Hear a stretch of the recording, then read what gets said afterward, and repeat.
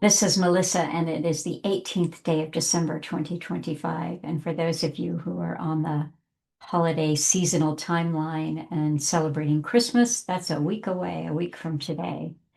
And I don't think I'm doing anything. I think it's just my brother and I, and that's that. So Betty's got her grandson and her great grandsons coming over. And so on the day, it's just hanging out here. It's in a way, maybe a day like any other day.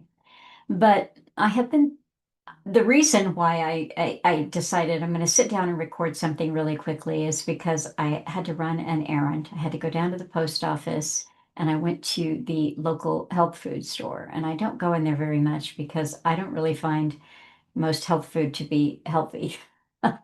And anyway, and it's expensive, but I went in because I thought that I would offer up a lunch to Betty. I haven't done that in a while, and that would be tomorrow, and they like their health food. So I went in there and I had an encounter with the clerk. I wanted to tell you that story, but before I get there, I'll just briefly tell you about my day. I finished a round of proofreading, and that's coming along on the cutting through books. And I have help. I have other eyeballs on it. So, but I finished my latest pass through it.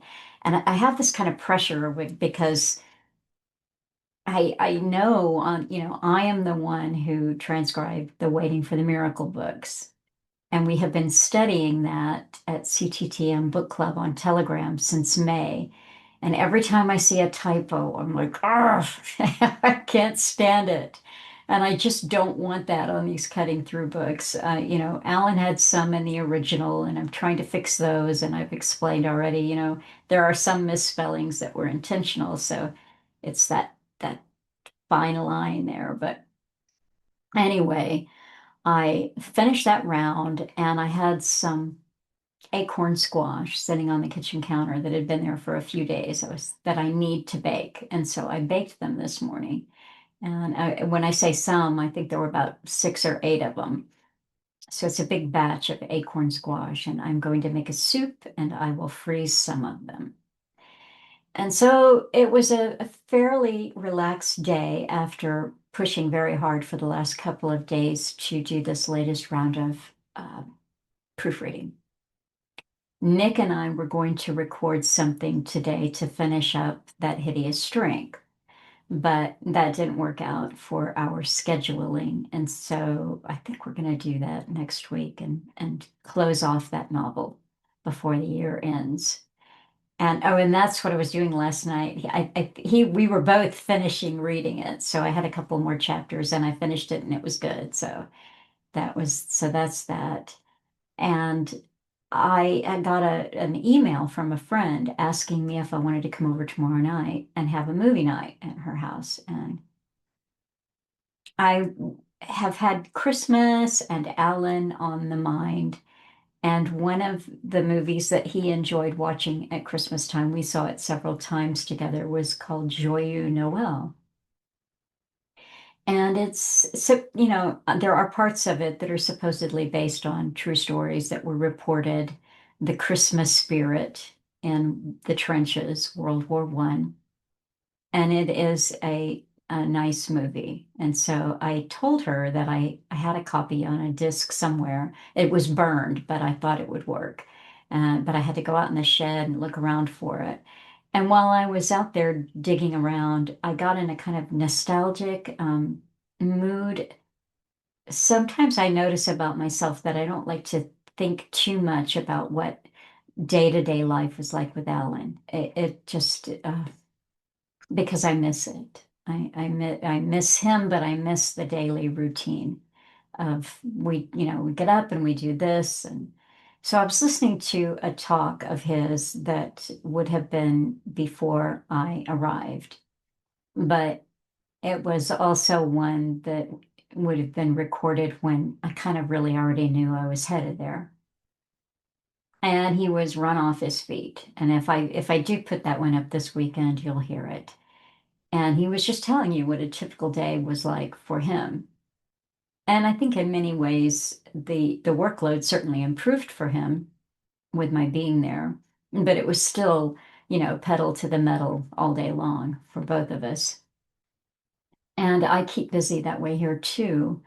The one thing that I'm not that good about, that Alan was good at, is just stopping and saying, "Okay, I've done my work now, and we will read a book that's just for enjoyment, or we will watch a movie or listen to music." Those are the kind of things that we did together that I seldom do by myself. But I had been thinking that maybe for Christmas, I don't know, what did they used to call those back in the day? A mixtape. So I was thinking maybe I'll do something like a mixtape as part of the Christmas Redux to share music that Alan really enjoyed listening to at this time of the year. Because it's a mixed bag, and it was for Alan too. I was looking again at the Redux that I put up on Sunday. I actually listened to it once again after I played it for you Sunday. Such a good talk from, when was that from? 2006, December 22, 2006. Commerce, Christmas, and Caring. And he was talking about how important it is to remember that this time of year people are lonely, and just that extra bit of kindness that you show can be helpful. And so in the one that I am considering upcoming, he was talking about the ways in which people just go through a routine and they just do something to be doing it, but they don't think about why. And again, touching on, what kind of a world would we have if all of us behave differently, if we took responsibility for our actions, that kind of thing. And I found the movie, I found Joyeux Noel that I wanted to play for my friend tomorrow night. And it was a burned copy. I haven't tested it to see if it works. But whoever burned it for Alan, if you happen to still be listening, I don't remember who sent it. I should have a mind like that. But they had written a cute little in marker on the disc, a cute little Christmas scene on there. And then they wrote, the title, Joyeux Noel. And then they said, to change the world, you first change yourself. And of course, Alan has said things like that, and I'm sure other people have. And there's probably some, maybe Confucius said it. I don't know. It's been said for a long time. I liked one thing that Alan said is that the material that we have to work with, the only material that we have to work with, is um, our own minds, our own selves. And so I'm out in the shed, rooting around in the bins, looking for this, and I'm thinking about where maybe I fall short, where, like lately, you don't want to dredge up the whole past, but lately, where could I do better? What could I do better with?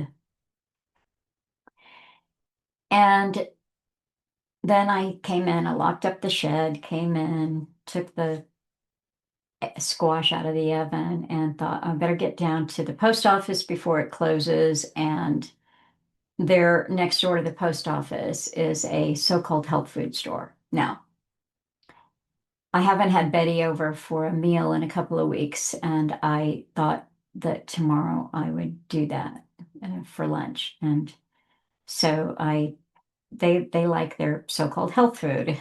I don't go in this store very often because it's very expensive and it's not cheap. But like, well, they like that, so I'll get a little bit of this stuff, this veganish stuff. And I brought it up to the counter, and the cashier, the young fellow who was working there, and I would place him at about 18, maybe 19, but 18 or 19 years old. Very tall. I don't know how tall he was, but he was well over 6 feet tall, maybe 6'3", something like that. And he rang up the order, and you get your frequent flyer miles. But my brother has his frequent flyer miles there, and I was trying to remember my brother's number so that my purchase could add to that. They're not really frequent, they're your frequent buyer of vegan products. So anyway, I couldn't remember the number, so I gave him the name, and he looked it up, and I'm like, here you are, okay. And he said, "Are you looking forward to Christmas?" And I said, "I'm looking forward to Christmas being over." And I kind of chuckled. And I said, "Oh, it's not so bad. It's just I'm not super into it." And he said, "Yes, I think it's supposed to be, we're supposed to say Merry Stressmas." And I said, "Yeah, that's more like it." And then this young fellow, after he rang up my order and gave me back my change, I paid cash. He started talking about sports. He said that two of his favorite teams were going to be playing on Christmas Day. Now, this is something that I think I've said it before, but I'll say it again. I really don't know anything about sports. I don't follow them. If you're talking about a team or a player, I always feel like I will have no idea if you're talking about basketball or football or baseball. But the truth is not that. The truth is somehow subliminally, by osmosis, because my brother follows them, and but we don't talk about, I don't know, but somehow I know more about sports than I think I do, because I always find when someone starts talking about them that I'm able to go, yeah, and then I pitch in. Like, for instance, I said, "Who are your favorite teams?" And he said, "Well, Kansas City, but they're out." And I said, "Oh, I know, they got knocked out of the playoff." And I said, I can't watch that." And I wasn't going to elaborate. He said, "Because it hurts you too much when they get hurt." And I'm like, "Oh, that's a nice assumption." And I said, "Well, yeah, Mahomes, I mean, that was bad." And I'm like, how do you know who Patrick Mahomes is? How do you know that this is the quarterback for the Kansas City Chiefs? How do you know that they got knocked out of the playoff last week and he got an injury?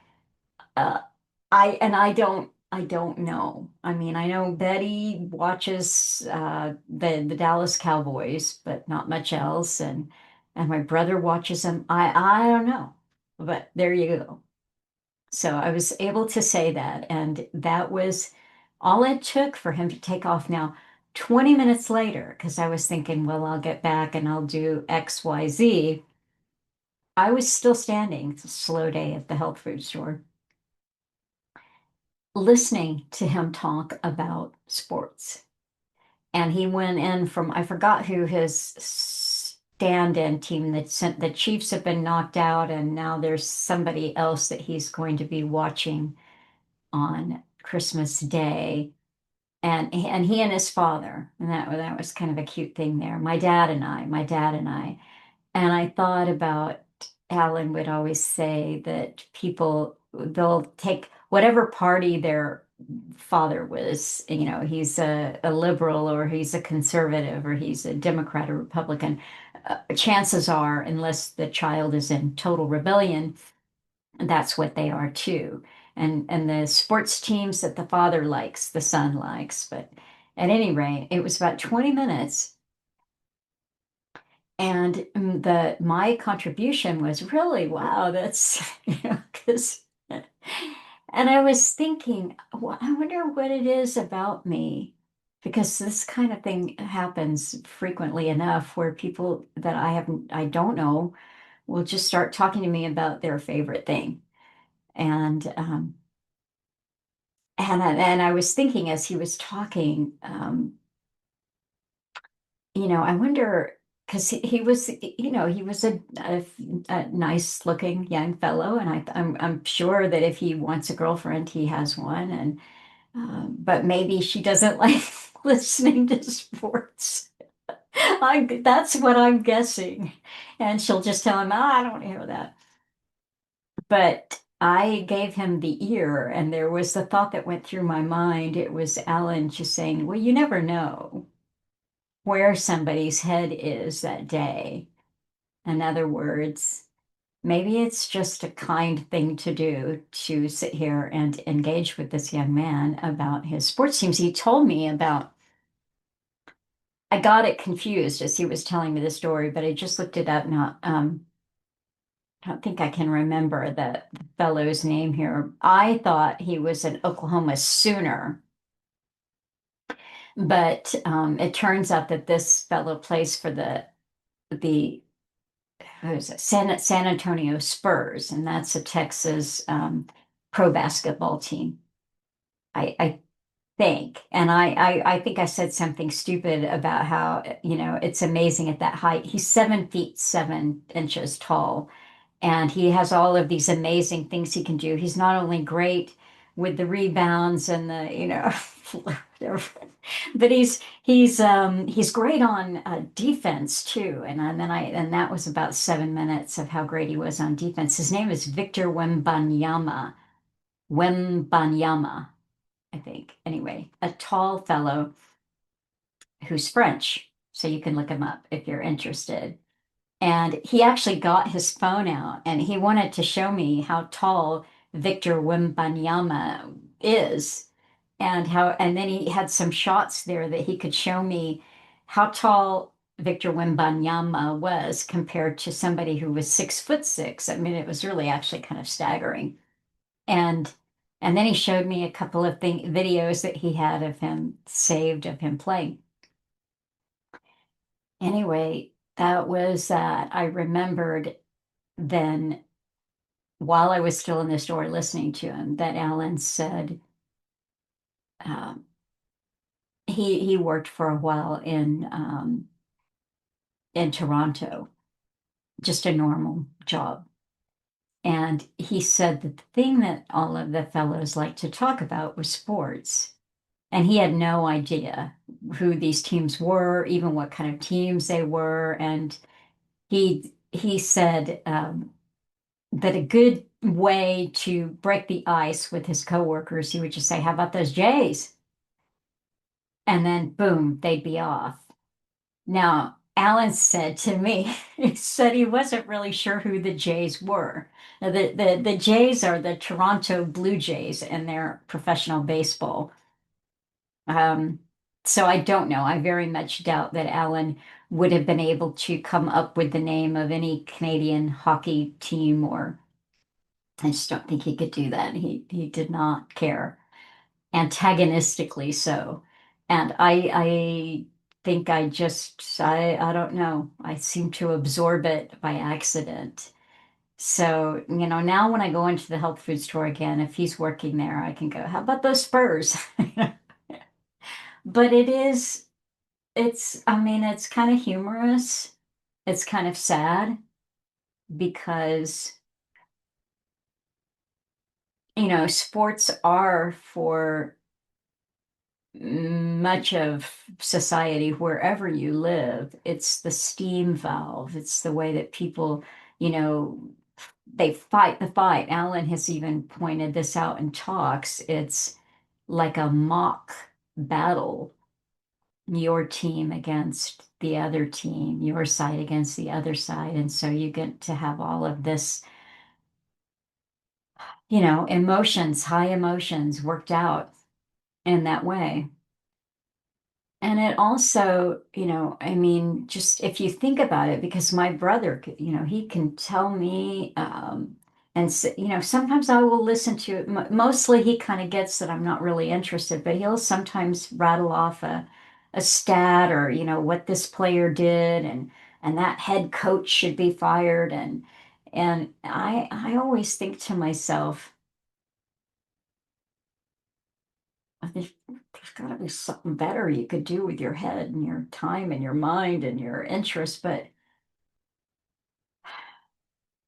the one of the things that crossed my mind in the shed, listening to Alan talk and looking for the DVD of Joyeux Noel is, I guess at the end of the day, we're just all doing the best that we can, whether we know about the reality of the agenda, whether we're conscious to that or not. I think at the end of the day, we're just doing the best that we can. Most of us. Some people are just evil. Um, and that I have been listening to Nick Hayes cover in his book club, which I advise. I'm behind on the reading on that one, a little behind, but see, look, I have every intention of getting caught up here on political ponerology.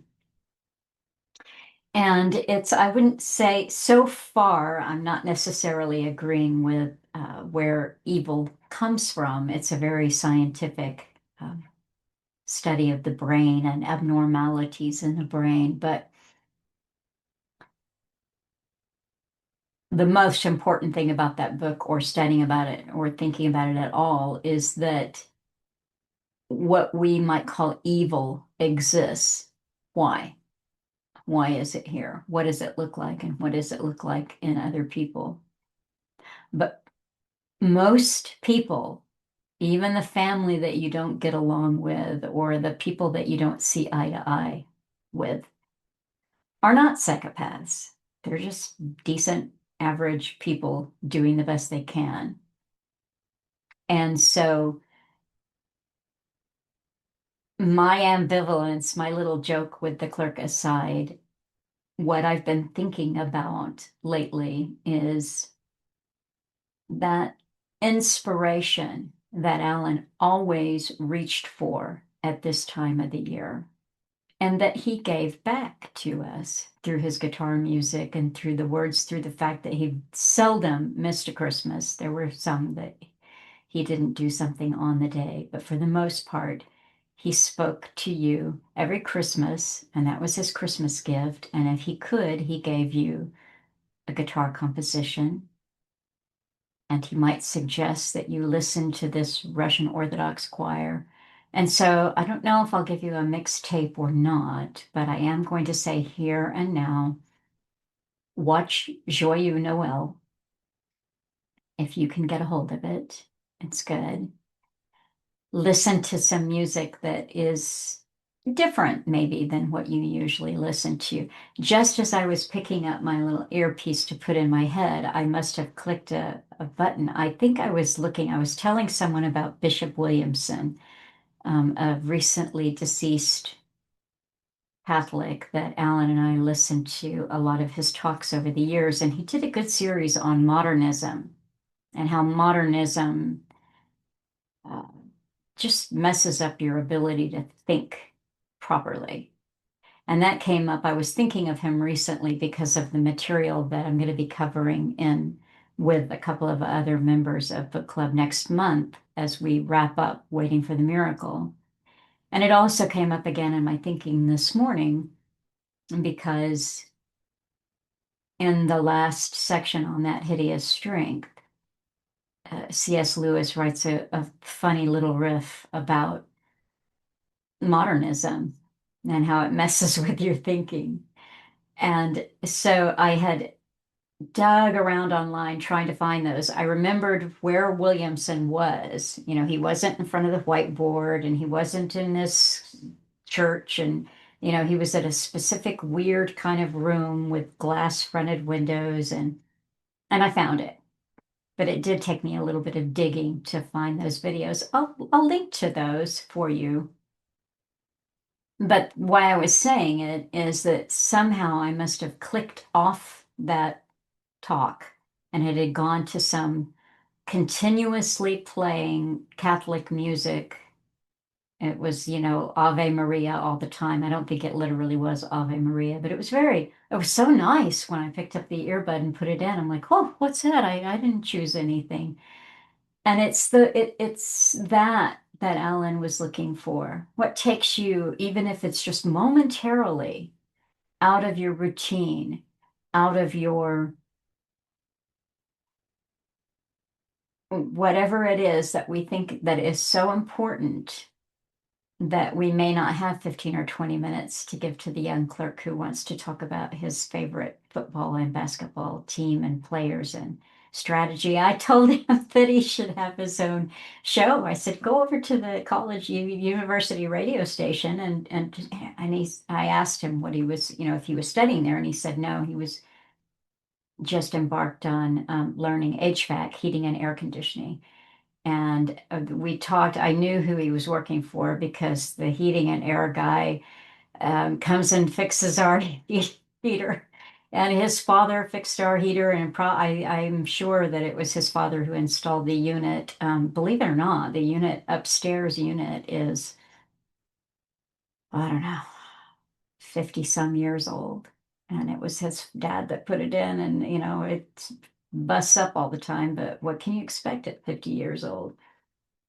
Anyway, that's who he's doing his internship, his training with, his apprentice. That's what they call it, apprenticeship with.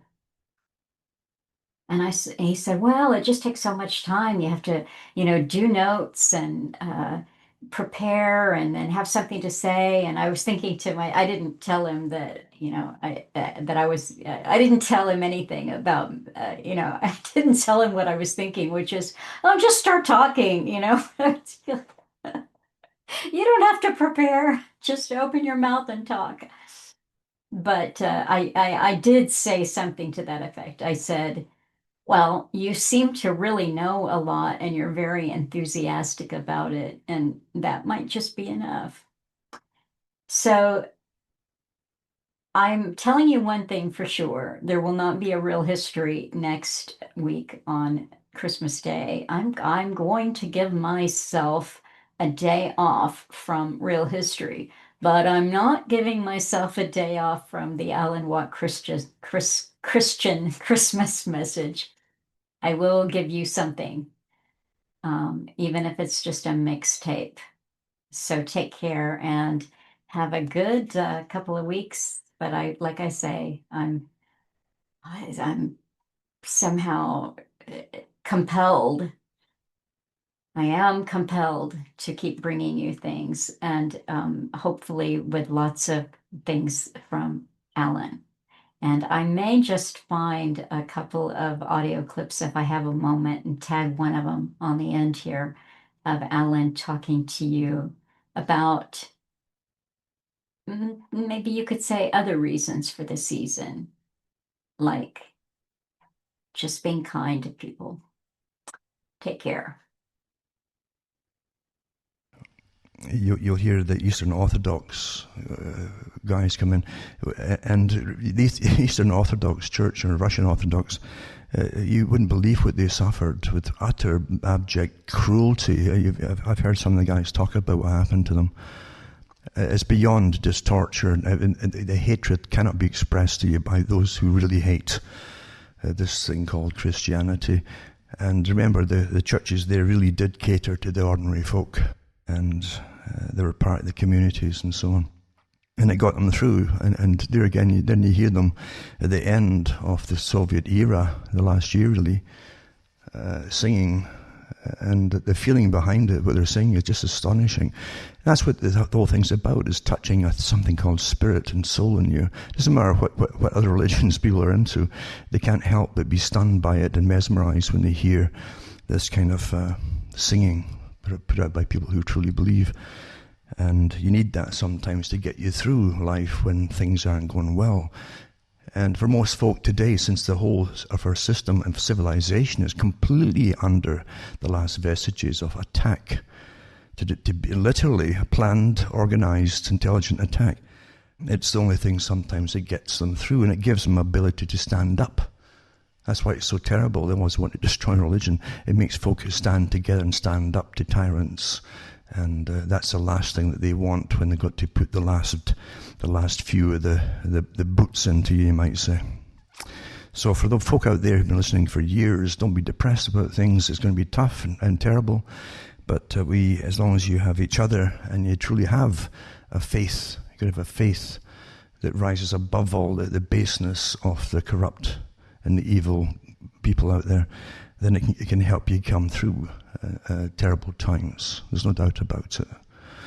So I wish everybody a good Merry Christmas when again we see another year of further decay and destruction planned for us all.